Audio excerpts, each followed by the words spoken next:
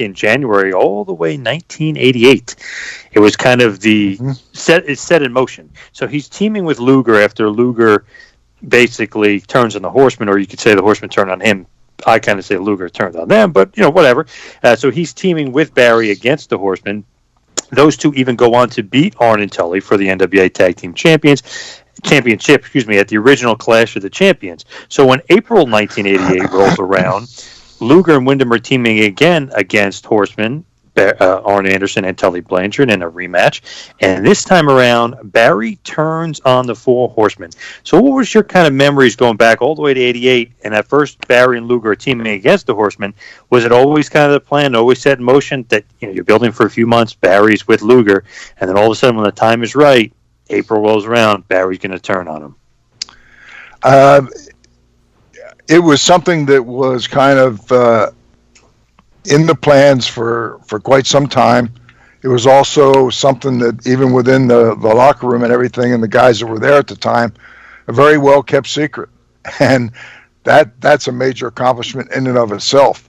And Barry worked the match prior to, and even up to the moment where the switch happened in the match with Luger, Barry didn't anyway telegraph it. Nobody from my side with Arn telegraphed it. And it was one of the times in my whole career where I can say that we pulled off that switch with Barry coming over and joining Arn and I, and that it genuinely shocked the people. They did not call it. They did not see it coming. And it was one of those things that just because of the way it was done and because the ability of both, Arn and Barry, we pulled it off and just had incredible impact.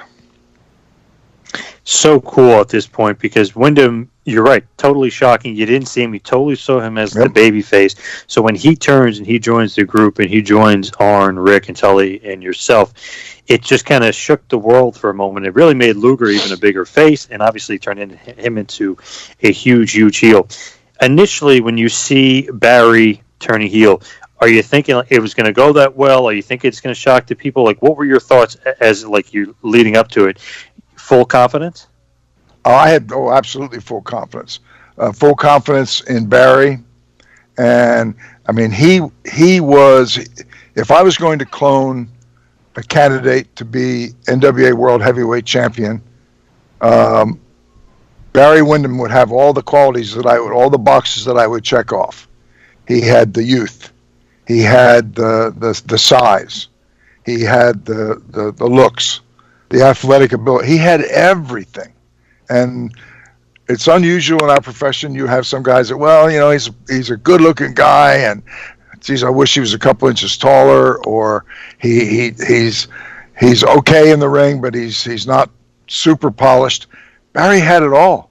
And what was so great about that was that Barry's ability in the ring was so good, and the way, I don't remember the exact specifics of how we did it, but what I remember at the time was that it shocked the wrestling world because nobody saw it coming. They did not predict it.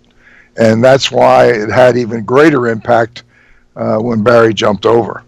And I was thrilled to be able to, have him in our side of the dressing room and to be around him every night. And like I say, and I've been around the best of the best in our profession. And, I'm so high on Ric Flair for everything that he was for all those years.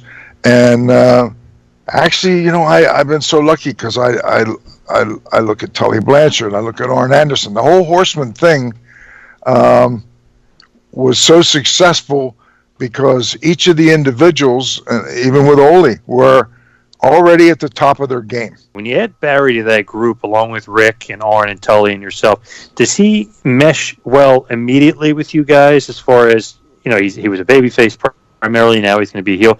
What's the chemistry like with you guys? Oh, Barry fit in immediately. Absolutely, because he's. I've interacted with basically the who's who in the profession for half a century, and again, talking about guys that had the size, had everything, had the athletic ability, the in-ring psychology. If I had to narrow it down to 5, Barry would be in that 5. He was that good. He is so almost underrated, which is crazy to say because how good he is. But it's funny when people, they always talk about Flair being the best, but you got to throw Barry in there, and especially if you go back to '87 in Florida when they were having these 5-star matches, and Barry Windham was the babyface against Flair.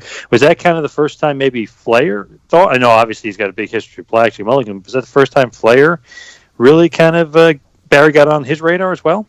I think we all had Barry on the radar, and the only thing was that, and it wasn't something that you entered into a discussion with Blackjack about, wanting to help his son put the tights on, because everybody just looked at Barry and said, "Oh boy, if and when it happens," and we all hoped that we could either convince Jack or somehow find a scenario where Barry would put the tights on and go in the ring, because he had all the qualities. He was as good a gifted talent in like I say, in over half a century. Of all those that I was ever around, Barry was right there at the top of the list.